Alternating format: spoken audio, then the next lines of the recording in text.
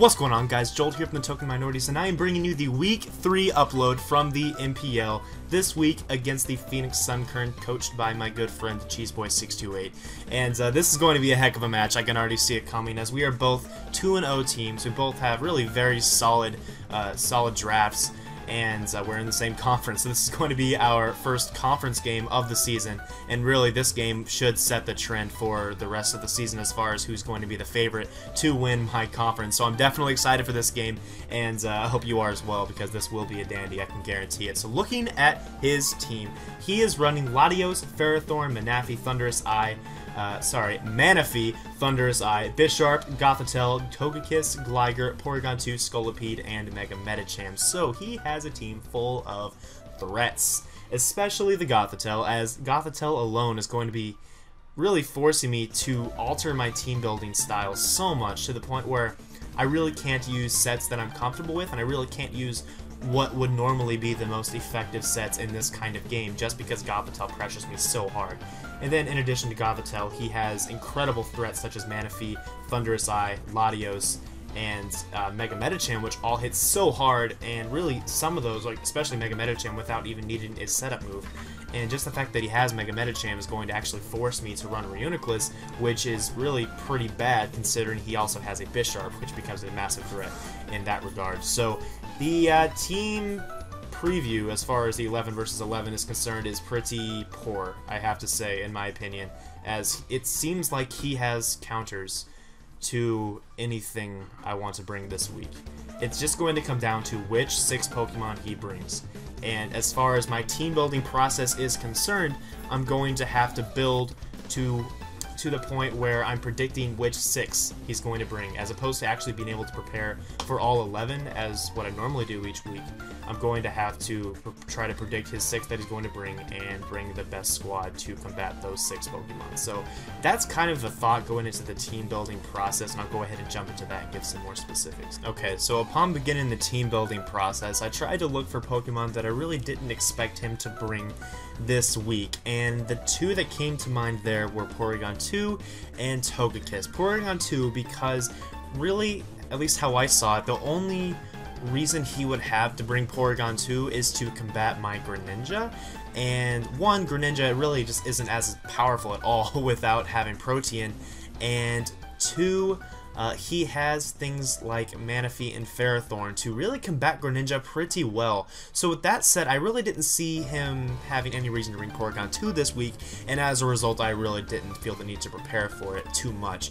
And the other Pokemon, of course, was Togekiss, and that's because Latios' matchup against my team was so phenomenal that it just didn't seem necessary for him to bring a secondary defogger in his Togekiss, and just due to the fact that Latios, of course, can defog as well. So I didn't feel that Togekiss was going to be an optimal choice in this game for him, and I was just going to kind of roll with those pieces of information for now, as really I felt like anything else on his team was fair game for this matchup, so I at least tried my best to prepare for the remaining 9 Mons as best as I could, and if I could find a way to handle P2 and Togekiss in the process, then hey, I'll do it. But looking at my team building process, first things first, I looked at the biggest threat on his team, and that is Mega Medicham, as that thing is so powerful and really relatively fast at base 100, so I had to have something that could either take a hit or have several things that could outspeed it and KO it. And just looking at my team, I didn't really have enough things that could run offensive sets that could warrant me to run offense in this game.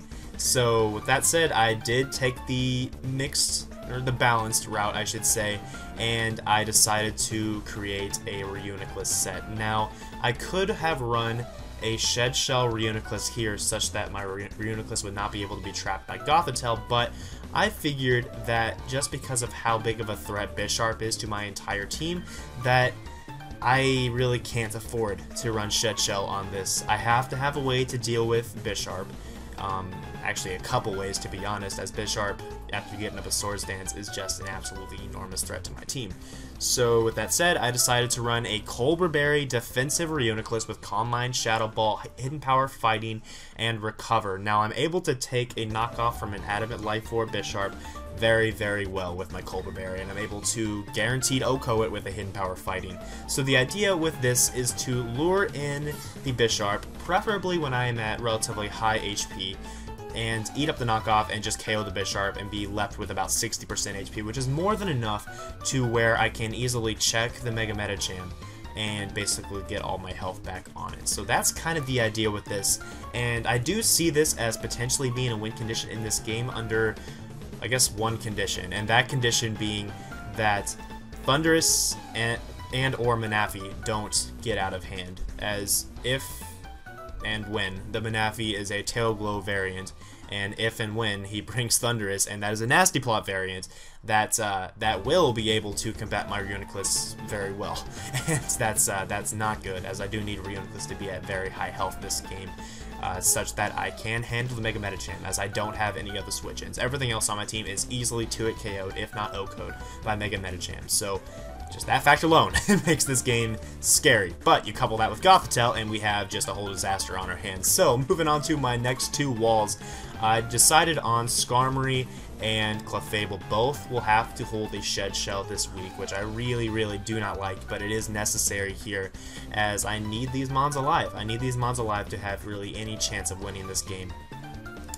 So the Skarmory set is a sturdy Shed Shell set with Counter, Whirlwind, Roost, and Defog. Now this set was made with the intention of getting a KO on either Bisharp or Mega Medicham, and keeping hazards off the field in the process, in addition to hard-walling Scolipede of any kind if he decided to try to bring Baton Pass Scolipede, which, quite honestly, I didn't expect him to bring, but I figured that I might as well bring something for it, just because I would absolutely hate to lose this game to something like Scolipede. So, I'm bringing Skarmory, and that's kind of the idea with this thing. Just max defenses, and it honestly felt like a poor choice in team slot.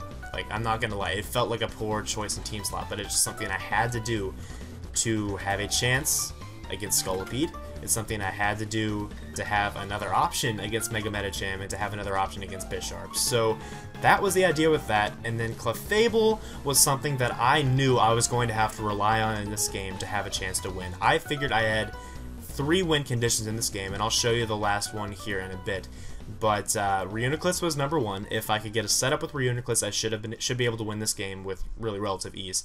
And Clefable can also set up and bring in a Calm Mind variant unaware, such that a Tail Glow Manaphy is not a huge threat to me, although under rain conditions it still is a pretty big threat, but I can at least set up alongside it with Calm Minds and combat it that way. And this also is my best answer to Latios, although I'm not going to take Life Orb Psyshocks too well. This can at least check it, and that's something I definitely needed. And this is my best switch. See, Thundurus, Manaphy, Latios, and who's the other one? No, I think that's it. Yeah, I think that's it. It's also a decent switch into Gothitelle if it's locked into a move as opposed to Trick. So yeah, that's the idea with this, and of course the Shed Shell is going to help me escape whenever the Gothitelle undoubtedly tries to trap me. So that's the defensive core. It does not feel as solid as my cores have felt in previous weeks this season, and really all of last season. I honestly felt like this was the hardest game to build for, and yes, this is over Trev's team in week 1. This is the hardest team to build for that I've ever faced in this format. And I'm enjoying the challenge, but it's a challenge to say the least. So that's the defensive core. Now let's look at the offensive sector of my team. I'll start with Terrakion. I decided that his best response to Terrakion was probably Gligar, and I thought thank you, Panda. I thought that he would bring Gligar this match to deal with Terrakion. Now the thing about Gligar is that it's pretty weak offensively. Yes, it has Earthquake, and yes, that hits me super effectively, but no, it is not even close to Oko and Terrakion. So, I thought I might be able to get away with a gimmick of sorts, and that I would run a Weakness Policy Terrakion. Now, Weakness Policy Terrakion, of course, will get a +2 boost to its attack and special attack upon getting hit by an Earthquake from Gligar, and with that boost to my special attack, I'll be able to 2-hit KO the Gligar with Hidden Power Ice. Of course, I'd be outspeeding the Gligar initially, so I'd be able to get off a Hidden Power Ice, then he'd hit me with Earthquake, and then I'd get this +2 boost, and then I'd be able to KO the Gligar from that range with Hidden Power Ice. Unfortunately, HP Ice was not able to 2-hit KO Gligar without the +2 boost from Weakness Policy, so that's the thought process behind this Terrakion. Now, in addition to this being a great catch-all for the Gligar, it's also pretty good against his team just in general, just because of its speed tier, as it's only going to be outsped by Thunderous and Latios, and I guess Scolipede as well, I believe. But Scolipede I have Skarm for, so it's not a big deal. But I believe that Terrakion could be pretty good in this game. Just kind of depends on what he brings and what situations I find myself in. It's also going to be supported pretty well by Tailwind, which I'll reveal here in a little bit on my Tornadus Eye. Now, moving on, before I get to Tornadus Eye, my Porygon Z, again, I'm bringing Porygon Z this week, this time with Sub Nasty Plot, Hidden Power Fire for the Ferrothorn, and Tri Attack to hit really the rest of his team. This thing, again, is a monster against his team if I can get it set up on something, and that is a huge if, as he has a fair amount of priority on his team, namely Bisharp and Mega Medicham, and he has a lot of speed on his team as well that will outspeed Porygon Z. So I don't think Porygon Z will be as effective this week as it has been in previous weeks, but I do think that it has the potential to be effective, and I thought that it was probably one of my best options to bring this week.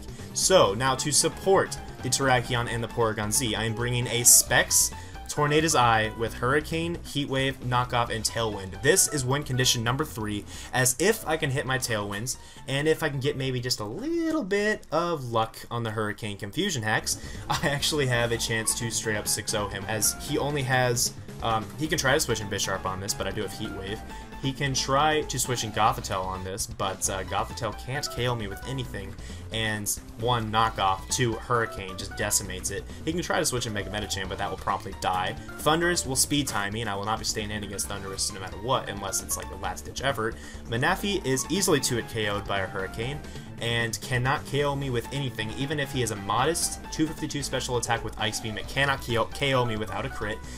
Gligar obviously can't do anything to me. Ferrothorn is killed by Heat Wave. Scolipede is killed by Hurricane. P2 kind of walls this, but I do have Knockoff for it. And Togekiss, yeah, Togekiss walls this pretty hard if it's a special defensive variant. So I'm hoping he doesn't bring Togekiss in this match, but due to my assumption that he will not, I'm going to bring a Choice Specs variant, as I feel it's going to be very, very effective against this team, in addition to the fact that it is carrying Tailwind, which can set up a sweep for Porygon Z, and or for Terrakion late game, or maybe even mid game if I wanted to maybe break open his team a little bit and try to clean up with a Reuniclus in the end. So I have some options against this team. Like I said, it doesn't feel like a an advantageous matchup by any stretch of the imagination, but if he brings movesets that I am prepared to handle, then I'll be alright.